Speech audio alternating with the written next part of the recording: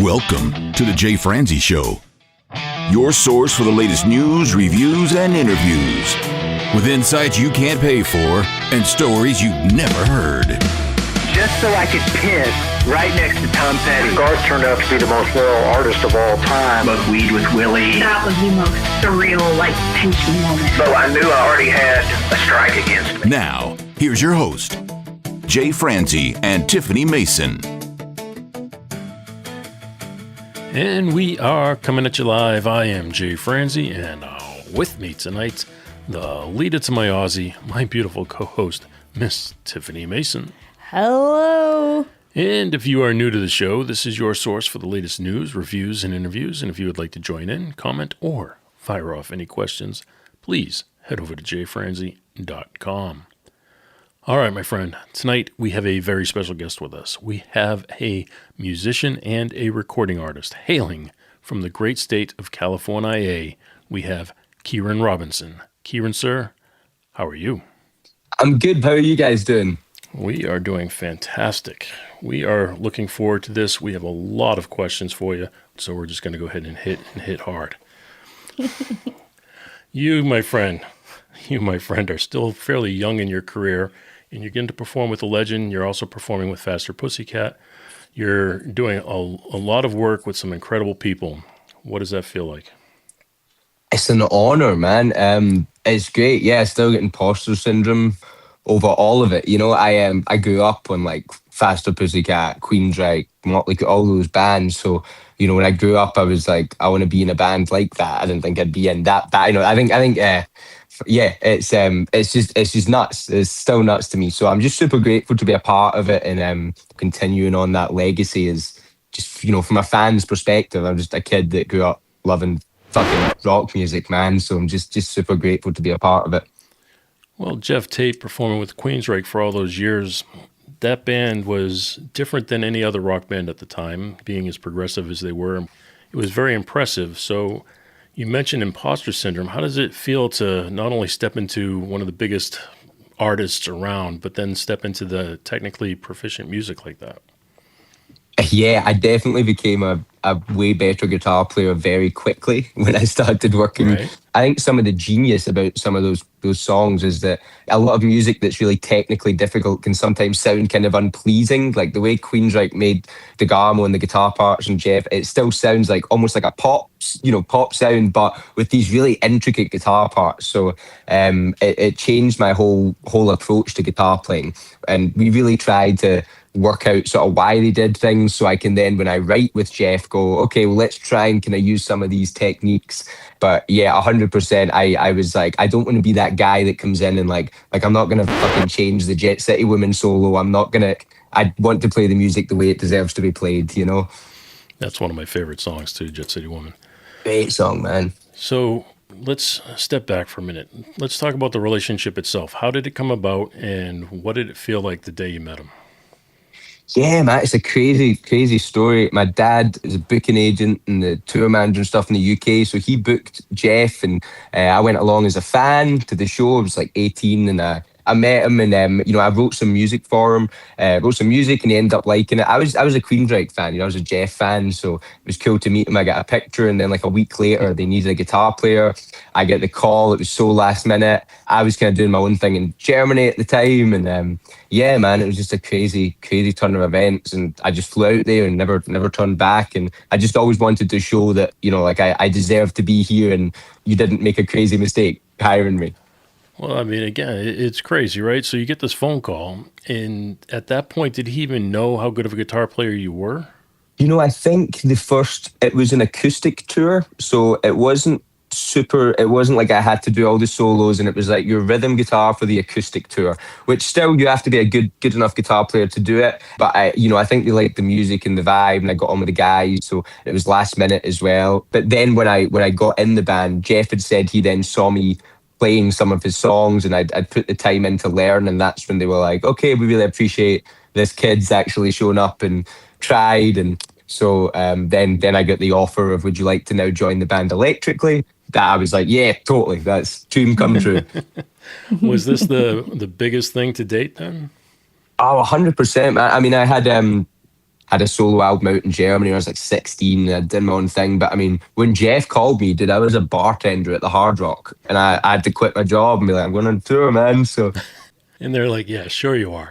yeah, exactly. They're like, all right, buddy, we'll see you in a couple of weeks, you know, because I was a terrible bartender as well. So like, Good thing you play guitar better than you make a drink. exactly. Yeah, they had the Hard Rock. It was actually the Hard Rock. I fucking thought it was it, but they had what's it called? Where they have like a tester come in, like somebody pretend to be a customer, Right. And like that guy come in and secret shopper, and the guy comes up after, and he's like, just the manager's like, the secret shopper was in today, and he said that he's been doing this for 10 years, and that was the worst mojito he's had his entire life. I was like, fuck, I just want to play guitar. That's I don't all want to right. be here. I play guitar and I'm going on tour. Bye. Exactly. Bye. Yeah, man. So you do this acoustic tour, and then you start writing songs with Geoff. I mean, I know you said you sent him some material ahead of time, but now you're actually writing songs with him, and you're preparing for the next stage of Operation Mindcrime. Talk about the actual writing process for those songs. Normally, when I write with Geoff, the sort of process is I write all the time for a bunch of different artists. So I'll try and write something for an artist. So I'll go, I'm going to write something with Geoff in mind. And I kind of do everything. I'll program the drums, the bass, the guitar. I'll sing a vocal melody that Geoff will 10 times out of 10 change, you know. But it's just to give him an idea of where my head's at and where the song or the vibe is. So Geoff was like, well, throw some songs at me if you like. So I submitted a batch of songs, and then those songs slowly morphed into what became the album. But it's great. It's super collaborative, and Geoff is great because I'll give him something and then maybe I won't hear from it for a few months, and I'll get something back that is something I wrote, but then he's come in and he's made it 20 times better with all the stuff he's added. And you know, he's great with synthesizers as well, and he'll chop up my guitar parts. So it's really fun, collaborative. I didn't realize he actually played instruments in addition to singing. Yeah, he plays saxophone as well. He's an incredible saxophone player, plays piano and sings. And actually in Rage for Order, he played some guitar back in the day. You can find some old videos of him. That's awesome. So you're writing these songs, and it's not just writing songs. I mean, we're writing the third stage of Operation Mindcrime. So how much of that did you take in mind when putting the songs together? Yeah, I mean, Geoff's great. I mean, the story of the album, the story of Mindcrime and everything, that is all Geoff. I have absolutely no claim to any sort of story concepts on this album. You know, it's all Geoff's. I just musically tried to put the songs in the same sonic universe as Operation Mindcrime 1. I tried to paint the picture of you're in this world and Geoff can tell a story through this sound. So I tried to not focus too much on the story. And then when Geoff came in with the lyrics, I can see, oh, I understand, this is falling together. And it kind of just naturally kind of progressed. I mean, we've been playing the Operation Mindcrime 1 album on tour. I've now been playing with Geoff for like 6 years. So I know that album inside and out. I kind of know how it flows. So we're trying to stay on the same mindset as that. So you're getting ready to play your first performance of the tour. And I know you just played at the Viper Room. So let's go back to the Viper Room for a second. Iconic venue, and not only are you performing with Geoff and you're getting, you know, the debut of Operation Mindcrime III, but you have a crowd full of heavyweights. Were you nervous at all? Dude, man, that was like the fucking coolest night of my life, man. I called Geoff and Susan. We're like, we got to put on a party for the event, and I'm really close friends with the Viper Room and Tommy Black, the manager, and I've definitely, when I first moved to LA, slept there. You know what I mean? Like, so I was like, we got to do it at the Viper Room. It's iconic. We don't know how much longer it's going to be there. And immediately the Viper Room were super on board. They were like, that sounds great. They saved the date. So I was like, I'll throw the event. I'll put on the party. So took the risk. And then obviously Geoff sent out his texts and I sent out my texts to Rockstar friends, and we had such an amazing group of people came, and the reception was amazing. You know, to have John Moyer there as well, and all my friends in Faster Pussycat came. It was such a cool night, and the reception was really good. People really liked it. So night I'll always remember that night.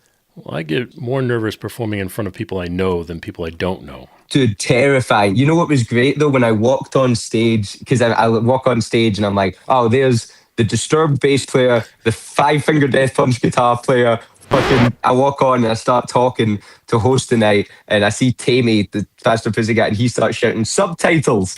So you can't understand my accent. Right. So it was good. I burst out laughing, and then I was like, fuck it. It's just friends. So everybody was super supportive. Can't say enough nice things. Well, they are awful nice people, but let's get to the more important question. What flavor was the cake? It was a great company called Dark Craft Desserts. They do all these amazing cakes for like all these different bands. Jeff's wife Susan requested the cake be a coconut cake. So the Mindcrime cake was coconut. It was wonderful. And we had a bunch of the Dr. X cupcakes. Yeah, they killed it. Everybody definitely left the event fat and happy. Nice. Well, I'm thinking that you joined this band that you're idling after for so many years. Now you're like in America, in California, in the Viper Room. Like, how many times did you ask somebody to pinch you when you already thought you had reached the pinnacle? Who topped that?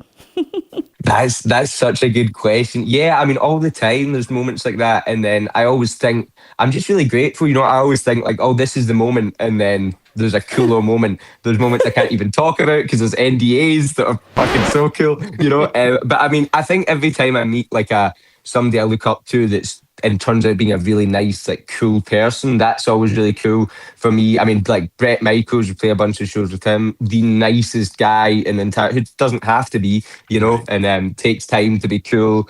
I met Paul Stanley outside the Viper Room. That was pretty cool. Yeah, there's so many moments. I think standing on stage at the Viper Room and I'm hosting. It's an album I co-wrote with Geoff. I've got all these rock stars here and just a kid from Scotland. Yeah, it's a lot of that. But I do work really hard and just hope people like the final outcome. Have you thanked your father?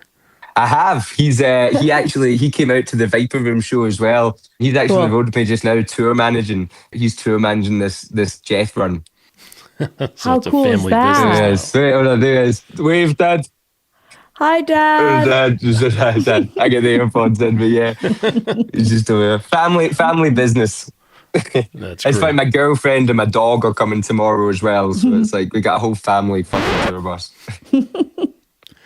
So you're playing tonight, and you're playing Operation Mindcrime. Are you playing 1 and 2, or are you just playing 3? We are just playing 1 in its entirety, and then when the album comes out on May 3rd, we're still playing 1 all the way through, and in the encore, we'll play a couple of songs from the new one. But this set list is Operation Mindcrime 1 in its entirety, and then some hits at the end. Well, let me ask you this then. So when you're playing Operation Mindcrime 1, are you doing any of the performances that Geoff used to do?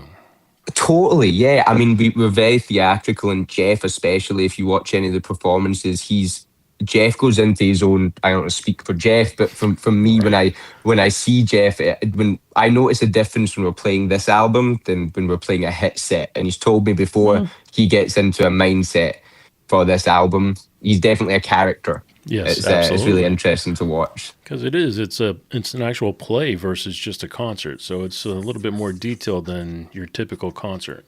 Totally. Is there somebody playing the female role? There is, yeah, an amazing artist called Clodagh McCarthy. She's in a band called Fire and Water. She's playing Sister Mary. She played Sister Mary on this upcoming album as well. Oh, that's cool. So you get the full experience when you go to your show. Full show. Mary comes out, big lasers. It's something to behold. You mentioned lasers. Let me ask you if you've ever burnt yourself with that guitar you're playing. the smoking Flying one. V with the smoke machine attached to it. Man, it's actually not bad. It's like just a little thing. I've definitely before though had light guys that have I've been standing stage and I'm like my shoulder's burning and I've looked and they've focused it wrong and they pointed a spot and I've done that a bunch. I've scars from that, but yeah, the guitar's not burnt me yet. I bet that'll happen tonight now. That's absolutely amazing. I just can't get over it. I really can't even think of anything else to talk about. Just the fact that you were such a fan and here you are on the stage just living that out. What is that like? I mean, what is that like, the fan base? Yeah, it's great. I mean, most people are really supportive. Obviously, it's very big shoes to fill, and I'm not trying to fill them. I'm just trying to do a job. If it's not me, it's going to be somebody else. So yeah, I really it's always cool to me when I see a like a 13-year-old kid or something that plays guitar and comes to the show, and I can give him a guitar pick, and he's stoked, and keep playing guitar because dreams do come true. I think that's sort of what it's about. If we can keep people playing guitar and keep it going. Well, the fan base for Queensrÿche was diehard. They had a diehard fan base. And now you have Geoff out there. I'm curious about the fan base that is now with Geoff. Is it the same fan base? Is it a new fan base? It's cool. Obviously, Queensrÿche's definitely like I always joke like I'm like it's like Queensrÿche and Rush. It's a very like type of fan base, so diehard, super into it. But recently we're sort of seeing younger people because they're like, my dad was the biggest Geoff Tate fan ever, so people start bringing their kids, and then they'll then turn their 20s, and then they start bringing their kids. So hopefully that just keeps going with the new album as well. But yeah, we're definitely seeing it. It's all ages, all walks of life come along to shows. Well, I have 3 daughters, but my oldest is 16 and she listens to the music with me. Yeah, totally, man. What's the craziest thing that you've seen on the road? NDAs, Jay, remember? Craziest thing I've seen on the road, man. I don't even... There's so many, like, shit just morphs into one. You know what I mean? You're like, oh, that happened, and then it's just the next thing, But well, maybe I'll can you think tell on us it. this? What is the difference between concerts in the States versus concerts maybe in Europe? Are the concerts here more risque? I don't know. What is the difference between the crowds? Totally.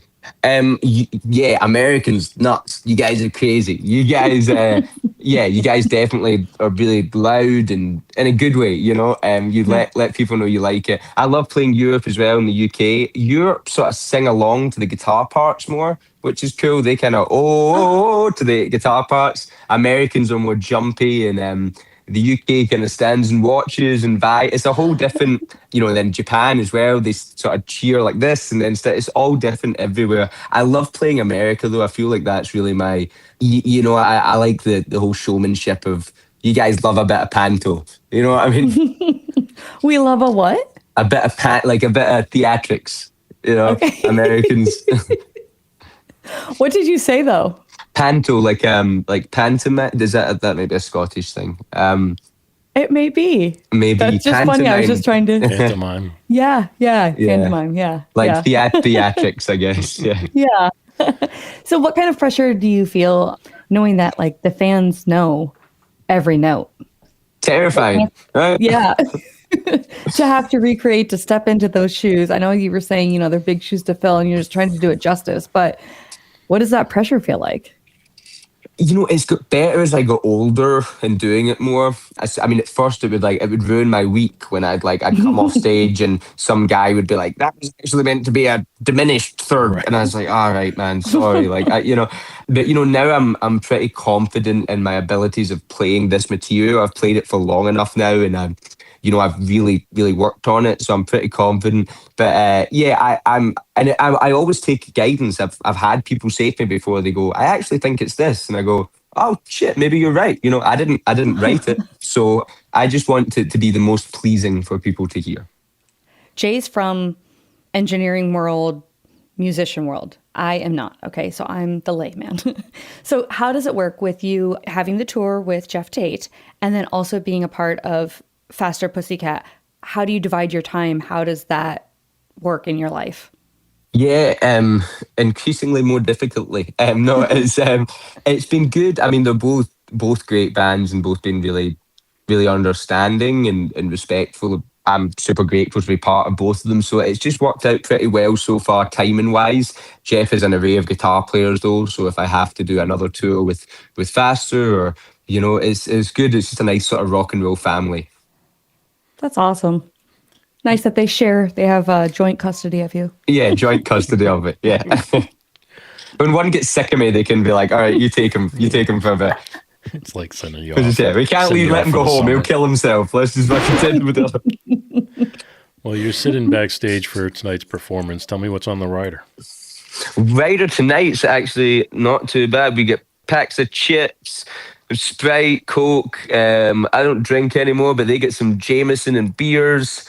salami meats, man. Backstage, just lots of lunch meats, and then dinner coming later. It's funny, everybody thinks what's backstage. It's always just lunch meats and bread. You ever seen that Spinal Tap moment where he folds the? That's it. Every backstage. So the band members. So you're out with the band. Are they jokesters at all?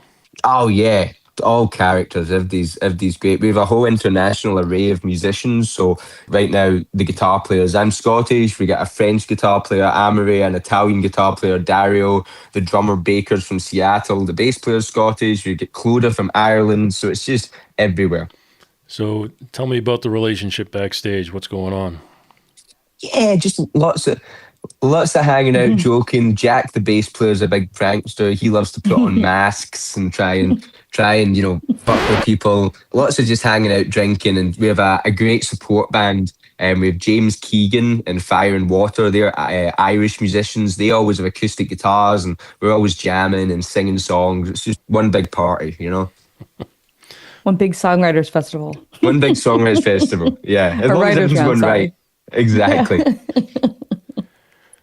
The new single, Power. Can you tell me about the recording process? Yeah, totally, man. I actually just found the demo for that last night. I wrote the initial idea for that during COVID, and I'd sent it to Geoff. And again, it's like, yeah, I like this one, and we're going to work on it. And we kind of went back and forward and changed it a while, and we got it a bit far. And I didn't hear anything, and then I heard a couple of months it got given to John Moyer, and then I heard back, and I was like, oh my god, this is incredible. So it definitely took time. It was maybe over 3 or 4 years to get that song to come together. So Geoff has said nothing but great things in the press about you. How does that make you feel? I guess I owe him $20 or whatever to say that. No, 20. He thought it was 40. I know, 40. Yeah, no, that's really kind. It's so sweet. It's still really insane to hear that from him. When I'm sitting there recording, I definitely had a couple of moments where I'm engineering him recording vocals, and I'm like, fucking Geoff Tate singing, a hotel room or recording. So, it's just such an honor that he even let me be a part of this. There's so many other people as well. So I'm just super grateful, and him and his wife Susan, everything they've done for me. And yeah. Well, he could have easily gone in the studio with session players and pulled something out. But he's giving you that opportunity. And you mentioned in a hotel room, and we know rock bands record in the craziest places. So are you recording when you're on the road? Are you recording when you're doing shows? How's it work for you guys? Yeah, man, we record everywhere. This whole album was recorded all over the world. Both me and Geoff travel with portable studios, so we can set up any day in the venue. We also stop at studios on the road, literally everywhere. Hotel rooms are great. Normally, if we have a hotel room, we'll be like, this is a recording room. And I'll set up the studio, and we'll get the, sound booth with the bed frame and the covers. And, some of the best albums it's not always about sound quality, it's about feel. And even just getting the idea down, if you go, this is a great part, and then, okay, we're in Nashville next week, let's go to a proper studio. Well, that is cool. It's definitely more about the feel than it is perfection. And you mentioned Nashville, that's where I work. And Nashville is all about perfection for sure. You get the best players in the world sit in those rooms and record the most pristine music you'll ever hear. But rock music is about feel. And, I like the fact that you're out in hotel rooms and you're recording. But you mentioned being in those hotel rooms. What time of day are you doing this? And are you ever, getting complained? All the time, dude. And sometimes they're cool about it. Sometimes they'll come and be like, I know you guys are in a band and this is cool, but you can't. No problem, man. We'll keep it down. But sometimes are you ever I'm like, it's Geoff Tate? Yeah, dude. I'm like, Queensrÿche. Yeah, I did. How many times do people freak out and just come in and watch? Yeah, I know. Nobody's ever done that. Nobody's ever showed up and been like, man. I do have a good Geoff got me out of nearly being arrested one time. I was outside the venue years ago when I was drinking, and I was throwing beer bottles against the wall, me and a couple of guys just drinking, being dicks, right? And the cop pull up, and I'm like, lights out. I'm like, oh, that's it, we're all done. Cop gets out, he's like, license, all that stuff. I'm like, hey, we just played a show. Not having it. He's like, start license. And eventually he's like, well, who did you play for? And I go, you won't know Geoff Tate, Queensrÿche. And he goes, Queensrÿche? Puts his notepad away and he's like, clean up, have a good day, guys. And just left. So, yeah, but not got out of hotels yet. I've definitely been in trouble with being too loud with Geoff's screaming vocals. I can only imagine, right? So you guys say you take turns engineering for each other when you're out on the road and you're recording your different parts. When it comes time to mix the album, are you guys mixing it or are you hiring that out? Yeah, we got an amazing engineer to mix it called Juan Ortega. He mixed Locust by Machine Head and a bunch of other great. I mean, I always say I'm a songwriter, producer, guitarist. I do mix, but sometimes my ears, like when you're close to a project, I need to give it to somebody else if it's my song, because I'm just gonna, until I die, be like, that snare drum needs to come up, down, so but he did it. It's incredible. I'm blown away by how it sounds. I couldn't be happier. I definitely know that feeling. I'm a mix engineer, and when I sit here in Right. the studio and mix songs, my wife's like, "You've listened to that song 5,000 times." I'm like, "Yes, but that snare drum's just a hair off." Right, exactly. My girlfriend, she's like, "Why don't you just take one snare drum you like and then that?" And I'm like, "Because then every song it's different." Like, yeah, it's a nightmare. It's a nightmare. The tone of this song is different. It's in a different key. We got to do it. Exactly. Women, we just don't get it. Right. That's what I'm saying. That's all I'm saying. I saw you on social media. You have amazing blue eyes. Are you going to take your sunglasses off for the last question? Yeah, does that look like blue eyes? I appreciate that. That's nice. I was actually hiding my pimple that I got before the tour. That's what I was hiding. But yeah, there's no blue eyes. They're amazing. They're electric in all your pictures. They look fantastic. Thank you. They're really common in Scotland, like blue eyes, and then I do get compliments on them over here. So I appreciate it. Yeah. Thank you. Yeah, of course. Nice. All right, sir. Well, we'd like to give you the opportunity to thank somebody who works behind the scenes or somebody who may have supported you along the way. Is there anybody that you'd like to thank? So many people. My mum and dad for always supporting me and doing this. My dad for coming out. Geoff and Susan for always believing in me and doing this. My girlfriend Heather, she's fucking dealt with me being a complete lunatic for this fucking getting this whole album together, and she's great. So yeah, just fucking everything in my life's been great. All the crew as well, the band behind the scenes, everybody that getting it together. That we have a great crew on this tour, so it's really just a team effort. John Moyer as well for fucking producing this all. That's awesome. All right, well, we have done it. We have reached the end of the show. If you've enjoyed this show, please tell a friend. And Miss Tiffany, if you have not, Tell two. Tell two. You can reach out to both of us. You can reach out to all three of us over at jfrenzy.com. We will be happy to keep this and any other conversation going. Kieran, my friend, we would like to leave the final words to you. Hell yeah. Thank you, guys. It was a pleasure. It was great. I had a lot of fun. Looking forward to doing it again sometime. That's awesome. On that note, folks, have a good night. This episode has been brought to you by VR Knives, your source for 100% custom knives made by a true rock star. So, if you're in the market for a new piece of art, reach out to VR Knives. 407-421-5528. 407-421-5528.